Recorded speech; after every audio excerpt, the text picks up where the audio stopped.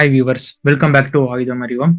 இந்த Russia Ukraine யுத்தத்துல முதன்முறையாக உக்ரைன் ரஷ்யாவின் ஷேடோ ஃபிளீட்குள்ள இருக்கக்கூடிய 2 ஷேடோ வெசல்ஸா தாக்கியிருக்கிறாங்க. இது மொத்த ஆயில் மார்க்கெட்டையுமே ஷேக் பண்ணிருக்கு. குறிப்பா ரஷ்யா கிட்ட இருந்து ஆயில வாங்கக்கூடிய நாடுகளுக்கு இது மிகப்பெரிய ஒரு அச்சுறுத்தலாக மாறி இருக்கு. ரஷ்யாவின் கைரோஸ் மற்றும் விராட் அப்படிங்கிற 2 ஷேடோ வெசலை உக்ரைன் குறி வச்சு தாக்கியிருக்கிறாங்க. India also one of the major Russian oil buyer. So இந்தியாவிற்கு இந்த தாக்குதல் எப்படி பாதிப்பு தரப்படும், சப்போஸ் இந்த தாக்குதல் தொடருமானால் என்ன விளைவுகள் ஏற்படும் அப்படிங்கிறது தான் இன்னைக்கான காணொலியில பார்க்க போறோம். ஏன்னா உங்களுக்கு எல்லாத்துக்குமே தெரியும், ஆயில் கச்சா எண்ணெய் அப்படிங்கிறது ஒவ்வொரு நாட்டுக்குமே முக்கியம். அதை வச்சுதான் அவங்களோட எக்கனாமி எல்லாமே இருக்கும்.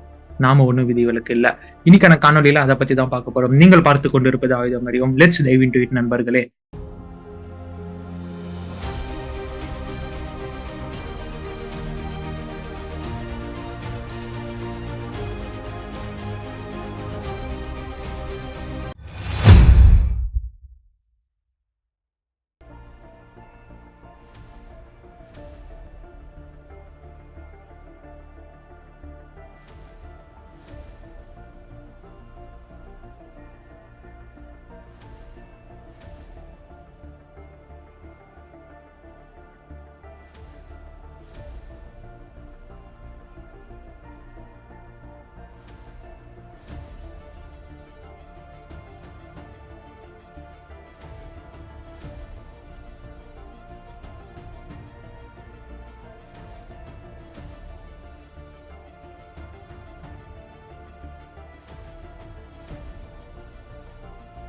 ரஷ்யா உக்ரைன் யுத்தத்திற்கு வார் மணியா ரஷ்யா பயன்படுத்துவது ரஷ்யாவின் ஆயில் மார்க்கெட் தான்.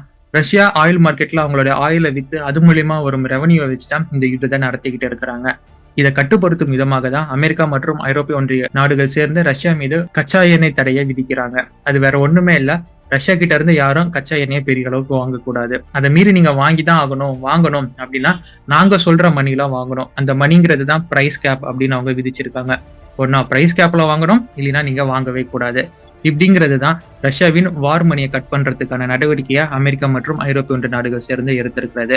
இதை நியூட்ரலைஸ் பண்ணும் விதமாக ரஷ்யா கையாண்டது டிஸ்கவுண்டட் ஆயில் பிரைஸ். ஆயில் மார்க்கெட்ல இருக்கும் பிரைஸை விடவும் கம்மியான தொகைக்கு நான் உங்களுக்கு ஆயில விற்கிறேன், என்கிட்ட இருந்து வாங்குங்க அப்படின்னு ரஷ்யா ஒரு யுக்தியா கையில எடுக்கிறாங்க. அந்த யுக்தி இப்ப வர ரஷ்யாவுக்கு நல்லாவே கை கொடுத்துக்கிட்டு இருக்கு. ஈவன் நாமளும் இதுல பயனடைஞ்சுக்கிட்டு தான் இருக்கிறோம். சரி, இப்ப ரஷ்யா விற்கிறாங்க, வாங்க நாடுகள் தயாரா இருக்கிறாங்க. அப்ப அமெரிக்காவின் அந்த சட்டம் சாங்ஷன் எல்லாம் என்ன ஆச்சு அப்படின்னு கேட்டீங்கன்னா, விற்கையா வாங்க அதுக்கு டிரான்ஸ்போர்ட் மீடியமா இருக்கக்கூடிய கச்சா எண்ணெய் கப்பல்கள், சரக்கு கப்பல்கள், அது மீது தடை பாயும். சரக்கு கப்பல்கள் இந்த சட்டத்திற்கு வளைஞ்சு கொடுக்காம இதை மீறி அவங்க வாங்குறதுக்கும் விற்கிறதுக்கும் உதவுறாங்க அப்படின்னா அந்த சரக்கு கப்பல்களை மேனேஜ் பண்ணணும், அந்த கம்பெனி மீது சட்டம் பாயும். அந்த நிறுவனங்களின் இன்சூரன்ஸை கட் பண்றதா இருக்கட்டும், அல்ல அந்த நிறுவனங்களை தடை பண்றதா இருக்கட்டும், வேற எந்த நாடுகளுடனும் இல்ல இந்த டிரான்ஸ்போர்ட்ல அவங்க இருக்கக்கூடாது அப்படிங்கிற மாதிரி தடைகள் எல்லாமே அமெரிக்காவால போடப்படும். இதுதான் நடவடிக்கைகளா எடுக்கப்பட்டுகிட்டு இருக்கு. ஸோ இதை ஓவர் கம் பண்றதுக்கு, ஏன்னா வாங்க தயாரா இருக்கிறாங்க, விற்க தயாரா இருக்கிறாங்க, ஆனா டிரான்ஸ்போர்ட் பண்ணக்கூடிய டிரான்ஸ்போர்ட் மீடியம் தயாரா இல்ல. ஸோ இதை ஓவர் கம் பண்றதுக்கு தான் ரஷ்யா உள்ள ஒரு கான்செப்ட் கொண்டு வராங்க, ஷேடோ ஃபிளீட் அப்படிங்கிறது. பல நாடுகள் கிட்ட பழைய ஆயில் டேங்கர்கள் எல்லாமே இருக்கும், லைக் ரிப்பேர்ல இருக்கும், இல்ல மெயின்டெனன்ஸ் பண்ண முடியாம இருக்கும். அது மாதிரியான கப்பல்கள் எல்லாம் இவங்க தேடி பிடிச்சி ரஷ்யா வாங்குறாங்க. நேரடியா ரஷ்யா வாங்கல, மறைமுகமா வாங்குவாங்க. அப்படி வாங்கும் கப்பல்களை குறிப்பிட்ட பேர் தெரியாத நாடுகள் இல்ல ரொம்ப வறுமையில இருக்கக்கூடிய நாடுகள், அந்த நாடுகள்ல போய் ரெஜிஸ்ட்ரேஷன் பண்ணுவாங்க. அதாவது அந்த நாடுகள் வாங்கின கப்பலாக இதை ரெஜிஸ்ட்ரேஷன் பண்ணுவாங்க. லைக் பனாமா, லைபீரியா, கேபான் மாதிரியான நாடுகள் மீது இவங்க ரெஜிஸ்ட்ரேஷன் பண்ணுவாங்க. அந்த நாட்டுக்குடைய அந்த கப்பல்ல நட்டு வைப்பாங்க. சோ அந்த நாட்டுடைய கப்பலாக இது கருதப்படும். சரி, இப்ப அந்த நாட்டுடைய கப்பலா இருந்துச்சுன்னா அதற்கான இன்சூரன்ஸ் அந்த நாட்டிடம் தானே எடுக்கப்படணும். ஆனா அப்படி இருக்க மாட்டாங்க. இருக்கவே இருக்கிறாங்க அரேபிய நாடுகள் மற்றும் முஸ்லீம் கண்ட்ரிஸ். அந்த நாடுகள்ல இருக்கும் சில கம்பெனிகள் மூலியமாக, தேர்ட் பார்ட்டி மூலியமாக இந்த கப்பல்களுக்கு இவங்க இன்சூரன்ஸ் எடுப்பாங்க. ஸோ ரெஜிஸ்ட்ரேஷன் ஒரு நாட்டில் இருக்கும், இன்சூரன்ஸ் ஒரு நாட்டில் இருக்கும், யூஸ் பண்ணக்கூடிய நாடு வேற ஒரு நாடா இருக்கும். இப்படி சுத்தல்ல விடுவாங்க. ஒரு கப்பலை ஏதாச்சும் டார்கெட் பண்ணிட்டாங்க, அதை ட்ராக் பண்றாங்க, பின்னாடி என்ன அப்படிங்கறத ட்ராக் பண்றாங்கன்னா இது மாதிரி பல நாடுகள் இது சுத்தல்ல விடும். அதற்கு தான் இந்த ஒரு ப்ரொசீஜர் பண்றாங்க. இப்பதான் கதைக்குள்ளேயே வரும். ஒவ்வொரு சரக்கு கப்பலையும் அதை ட்ராக் பண்றதுக்காக டிரான்ஸ்பாண்டர் அப்படிங்கறது ஒண்ணு இருக்கும். இந்த சி ரூட்ஸ்ல இருந்து அதை மானிட்டர் பண்றதுக்காகவும், டிராபிக் பெருசா இருக்காம இருக்கிறதுக்காகவும், ஹைஜாக் பண்ணிட்டாங்கன்னா அந்த கப்பல் எங்க போயிட்டு இருக்கு அப்படிங்கறத கண்டுபிடிக்கும் விதமாக போத் ஆக்டிவாகவும் பேசிவாகவும் அந்த கப்பல்களை மானிட்டர் வந்து ட்ராக் பண்ணும் விதமாக இந்த டிரான்ஸ்பாண்டர் அப்படிங்கிறது ஒண்ணு ஆன் செய்யப்பட்டு இருக்கும். ஷேடோ ஃபிளீட் அப்படின்னு சொன்னா பாத்தீங்களா, பல்கா கப்பல்களை வாங்குறாங்கன்னு பார்த்தோம் இல்லையா, அந்த கப்பல்களையும் டிரான்ஸ்பாண்டர் அப்படிங்கிறது ஆன் செய்யப்பட்டு தான் இருக்கும். ஸோ ரஷ்யால அந்த கப்பல் இருக்கு, ரஷ்யால வந்து சில பொருட்களை லோட் பண்ணுது அப்படின்னா அப்ப எல்லாமே டிரான்ஸ்பாண்டர் ஆன்ல தான் இருக்கும். லோட் செய்யப்பட்ட கப்பல் ரஷ்யால இருந்து வெளியில வருது, இன்டர்நேஷனல் வாட்டர்ஸ்க்கு உள்ள வருது அப்படின்னாலுமே டிரான்ஸ்பாண்டர் ஆனா தான் இருக்கும். பர்டிகுலர் நாட்டிகல் மைல்ஸ் வர இன்டர்நேஷனல் வாட்டர்ல கொஞ்சம் தூரம் போனதுக்கு பிறகு அதோட டிரான்ஸ்பாண்டர் இவங்க ஆஃப் பண்ணிடுவாங்க. ஆஃப் செய்யறதன் விதமாக அதை ட்ராக் பண்ண முடியாது. இன்டர்நேஷனல் வாட்டர்ல ஒரு பாயிண்ட் வரைக்கும் அதை ட்ராக் பண்ணப்பட்டிருக்கும். அந்த பாயிண்ட்டுக்கு மேல அது எங்க போச்சு அப்படிங்கிறது தெரியாது. இப்படி டிரான்ஸ்பாண்டர் ஆஃப் செஞ்ச பிறகு அந்த கப்பலானது எங்கேயோ ஒரு இடத்துக்கு போகும். அந்த திருப்பியும் ஒரு பர்டிகுலர் டைமுக்கு பிறகு டிரான்ஸ்பாண்டர் ஆன் செய்யப்படும்.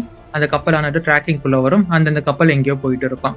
இன் பிட்வீன் டைம் அந்த ஆஃப் மற்றும் ஆன் செய்யறதுக்கு நடுவில் அந்த கப்பல் என்ன பண்ணுச்சு அப்படிங்கிறது யாருக்குமே தெரியாது. சே ஃபார் எக்ஸாம்பிள், ஒரு லோடு எடுத்துட்டு போற கப்பல்கள்ல ஒரு 70% ஒரு கார்ன் இல்ல ஃபெர்டிலைசர் லோடு இருக்குன்னா, மிச்சம் இருக்கிற 30% ஏதோ ஒரு ஃபியூயல்ஸ் இல்ல அது மாதிரி ஏதோ ஒண்ணு எடுத்துட்டு போவாங்க. நான் எக்ஸாம்பிள் தான் சொல்றேன். நீங்க எப்படி பார் ஃபெர்டிலைசர்ல போய் நீ ஃபியூயல் எடுத்துட்டு போவ அப்படின்னு கேட்காதீங்க. ஜஸ்ட் அந்த ரேஷியோ மட்டும் பாத்துக்கோங்க. 70% வந்து லைசன்ஸோட ஏதோ ஒன்று எடுத்துட்டு போறாங்கன்னா, மிச்சம் ஒரு 30% இல்ல 20% ஆனது இது மாதிரி திருட்டுத்தனமா ஆயில் எடுத்துட்டு போவாங்க. அப்படி எடுத்துட்டு போறது இன்டர்நேஷனல் வாட்டர்ல ஒரு ரூட் வரைக்கும் போவாங்க. டிரான்ஸ்பாண்டர் ஆஃப் செய்யும் நேரத்துல வேற ஒரு கப்பல் வரும். அந்த கப்பலும் 70-80% லோட் செஞ்சுட்டு வரும்.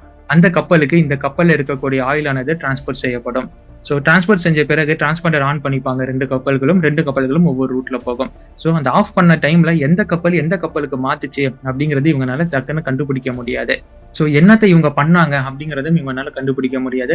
எங்க இதை பண்ணாங்க அப்படிங்கிறதும் இவங்களால கண்டுபிடிக்க முடியாது. ஸோ இது மாதிரி பண்ணும் கப்பல்களை தான் ஷேடோ வெசல்ஸ், அதாவது ஷேடோ ஆயில் டேங்கர்ஸ் இல்ல ஷேடோ கண்டெய்னர்ஸ் அப்படின்னு சொல்லுவாங்க. அண்ட் இது மாதிரி நிறைய ரஷ்யா ஃபிளீட் வச்சிருப்பாங்க இல்லையா, நிறைய வெசல்ஸ் வச்சிருப்பாங்க இல்லையா, அதை தான் ஷேடோ ஃபிளீட் அப்படின்னு சொல்றாங்க.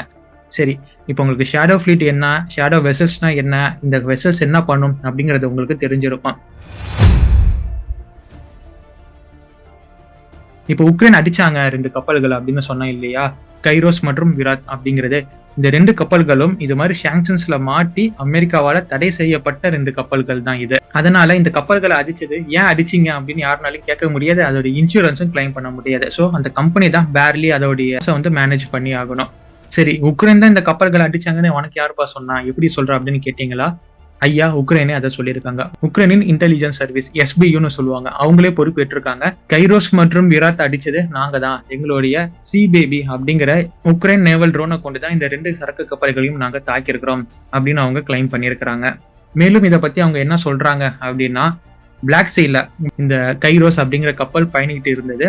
அந்த நேரத்துல எங்களுடைய சி பேபி அப்படிங்கிற நேவல் ட்ரோனை கொண்டு அதை நாங்க தாக்கணும் அப்படின்னு அவங்க கிளைம் பண்ணியிருக்காங்க. இன்னொன்னு, விராட்டை இவங்க எங்க தாக்கியிருக்காங்க, விராட் மேல 2 தாக்குதல் நடத்தப்பட்டது. முதல் மற்றும் 2வது தாக்குதல் ரெண்டுமே டர்க்கியோடைய EEZ பகுதியில நடத்தப்பட்டது. அதாவது பிளாக் சீல இருந்து டர்க்கியோடைய EEZக்கு போகும்போது அந்த இடத்துல வச்சு இது தாக்கப்பட்டிருக்கு 2 தாக்குதல். முதல் தாக்குதல் சி பேபி வச்சுதான் நடத்தினாங்க. அந்த தாக்குதலானது நேத்து இரவு நடத்தப்பட்டது. 2வது தாக்குதல் இதே சி பேபி வச்சு இன்னைக்கு அதிகாலையில இவங்க நடத்தியிருக்காங்க. ஆனா 2 தாக்குதலையுமே இந்த கப்பலானது தப்பிச்சுக்கிச்சு. 24-20 க்ரூ மெம்பர்ஸ் இருந்திருக்காங்க. அதுல இந்தியர்களும் அடக்கம். அவங்க யாருக்குமே உயிர் சேதம் எதுவும் ஏற்படல. அந்த வெசலானது ஆப்ரேட் ஆச்சு. ஸோ டோ பண்ணிட்டு டர்க்கி அவங்களுடைய போர்ட்டுக்கு கொண்டு போயிட்டாங்க.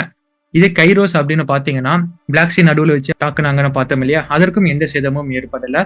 அண்ட் 25 க்ரூ மெம்பர்ஸ் அதுல இருந்தாங்க. அவங்க உயிருக்கும் எந்த பாதிப்பும் இல்லை. ஆனா அந்த கப்பலானது ஆப்ரேட் செய்ய முடியாத நிலைமைக்கு டக் போட்டை வச்சு டக் பண்ணி கொண்டு போயிருக்கிறாங்க. சரி, ட்ரோனை வச்சு தாக்கியும் இந்த கப்பல்கள் பெருசா சேதத்திற்கு உள்ளாகல. எப்படி அப்படின்னு கேட்டீங்கன்னா, அதாவது இது எல்லாமே லோட் செய்யறதுக்கு போயிருக்கு. உள்ள எதுவுமே இல்லை, எம்டி வெசல் தான். அதனாலதான் எந்த ஒரு சேதமும் ஏற்படல. சப்போஸ் நினைச்சு பாருங்க, உள்ள ஆயில் இருந்து இல்ல உள்ள வேற ஏதோ பொருள் இருந்து அப்ப அடிச்சிருந்தாங்கன்னா விபரீதம் மோசமா போயிருக்கும். உக்ரைன் இந்த இடத்துல சென்சிட்டிவா தான் வேலை செஞ்சிருக்காங்க. எதுவும் இல்லாத வெசலை பார்த்துதான் இவங்க அடிச்சிருக்காங்க. But they know it's a sanctioned vessel. sanctioned வெசல்னு உறுதிப்படுத்தின பிறகுதான் ஒரு வார்னிங்காக இதை அடிச்சிருக்காங்க. இது ஏன் வார்னிங் அப்படின்னு நான் மென்ஷன் பண்றேன்னா, இது உலக நாடுகள் எல்லாருக்குமே ஒரு அலாரம் மை டியர் ஃப்ரெண்ட்ஸ். குறிப்பா ரஷ்யா கிட்ட இருந்து கச்சா எண்ணெய் வாங்கும் நாடுகள் எல்லாருக்குமே ஒரு அலாரம். ரஷ்யாவின் ஷேடோ ஃபிளீட் மூலமாக மட்டும் போயிட்டு வரும் கச்சா எண்ணெயோடைய அளவு 3.5 பேரல் பர் டே, BPD அப்படின்னு சொல்லுவாங்க. ஸோ அந்த 3 to 3.5 BPD ஆனது இப்ப ஷேக் ஆயிருக்கு ஆயில் மார்க்கெட்ல. இந்த தாக்குதல் காரணமாக ஷேடோ ஃபிளீட்டோடைய இன்சூரன்ஸ் அப்படிங்கிறது உயர்த்தப்பட்டிருக்கு. ஃப்ரைட் காஸ்ட், அதாவது ரஷ்யால இருந்து போயிட்டு வரக்கூடிய வெசல்ஸ் உடைய ஃப்ரைட் காஸ்ட் அப்படிங்கிறது உயர்த்தப்பட்டிருக்கு. ஆஸ் எ ரிசல்ட் பிரெண்ட் க்ரூட்ல ஒரே நாள்ல இந்த தாக்குதல் நடத்தின உடனே பிரெண்ட் க்ரூட்ல ஒரு ஆல்டர் வந்திருக்கு. 1% வர ஒரு பேரலோடைய விலையானது உயர்ந்திருக்கு அப்படின்னு ரிப்போர்ட் செய்யப்பட்டிருக்கு மை டியர் ஃப்ரெண்ட்ஸ். இதுதான் ஆஃப்டர் எஃபெக்ட். ஸோ ஆயில் மார்க்கெட்ல ஒரு தாக்குதல் மூலியமாக பிரைஸ் சேஞ்ச் ஏற்படுது அப்படிங்கிறத நம்ம சாதாரணமா எடுத்துக்கொள்ளவே முடியுது. குறிப்பா இது மாதிரி ஒரு ஷேடோ வெசல் மூலியமா நடக்குது. பல நாடுகள் ரஷ்யா கிட்ட இருந்து வாங்குறாங்க அப்படிங்கும் பட்சத்துல நோவோரோசிஸ்க் அப்படின்னு ஒரு போர்ட் இருக்கு. இது பிளாக் சீல இருக்கக்கூடிய ஒரு போர்ட். இந்த போர்ட்ல இருந்து தான் ரஷ்யாவின் க்ரூட் ஆயில் அப்படிங்கிறது ஏற்றுமதி செய்யப்பட்டு பல நாடுகளுக்கு விநியோகிக்கப்படுது. இது பிளாக் சீல இருக்கக்கூடிய ஒரு முக்கியமான போர்ட். இந்த போர்ட்ல எக்ஸ்போர்ட்டுக்காக வச்சிருந்த ஆயில் எல்லாமே இப்ப ஹால் செய்யப்பட்டிருக்கு. பிளாக் சீல போயிட்டு வந்துட்டு இருக்கக்கூடிய கப்பல்கள் எல்லாமே அங்கங்கே அப்படியே ஹால் செய்யப்படுது. போர்ட் ஆக்டிவிட்டி எல்லாமே அப்படியே ஸ்தம்பித்து நிக்குது. ரஷ்யாவின் ஆயில் மார்க்கெட் சடனா ஸ்தம்பித்து இருக்கு. சரி, ரஷ்யாவுக்கு தானே இது பிரச்சனை அப்படின்னு பாத்தீங்கன்னா, நான் ஆரம்பத்தில் சொல்லியிருந்தேன், India is one of the major oil importer from Russia. இந்தியாவுக்கு தேவையான மொத்த ஆயில் தேவையில 40% நம்ம ரஷ்யா கிட்ட இருந்து மட்டுமே வாங்கிட்டு இருக்கிறோம். அதுவும் நம்ம ஷேடோ ஃபிளிட் மூலியமாக தான் வாங்கிட்டு இருக்கிறோம். அப்ப ஷேடோ ஃபிளிட் தாக்குதல் அப்படிங்கிறது நமக்கும் ஒரு வகையில பாதிப்பை ஏற்படுத்தக்கூடியது தான். நீங்க சப்போஸ் நினைச்சு பாருங்க, இந்த தாக்குதல் இதோட நிக்காம தொடர்ந்து ஷேடோ ஃபிளிட் இவங்க டார்கெட் பண்ணி உக்ரைன் அழிக்க ஆரம்பிச்சாங்கன்னா மிகப்பெரிய பின்விளைவுகள் ரஷ்யா கிட்ட இருந்து ஆயில் வாங்கும் எல்லா நாடுகளுக்கும் ஏற்படும். நாமளும் விதிவிலக்கு இல்ல. ரஷ்யாவின் ஆயில ஷேடோ வெசலாக வாங்கிட்டு வரக்கூடிய அந்த ஆயில் டேங்கரோட இன்சூரன்ஸ் விலை 50% 100% ஏறும் மை டியர் ஃப்ரெண்ட்ஸ். ஃப்ரைட்டோடைய காஸ்ட் ஆட்டோமேட்டிக்கா ஏறும். அதே மாதிரி பிளாக் சீல தான் இந்த தாக்குதலானது நடத்தப்பட்டு இருக்கா. இந்தியன்ஸ் அங்க போய் ஆயில வாங்குறதோ இல்ல அந்த ஒரு இடத்துல இந்த டிரான்ஸ்போர்டேஷன் பண்றதையோ வெசல்ல இருந்து மாத்துற அந்த ப்ராசஸையோ பண்ண மாட்டாங்க.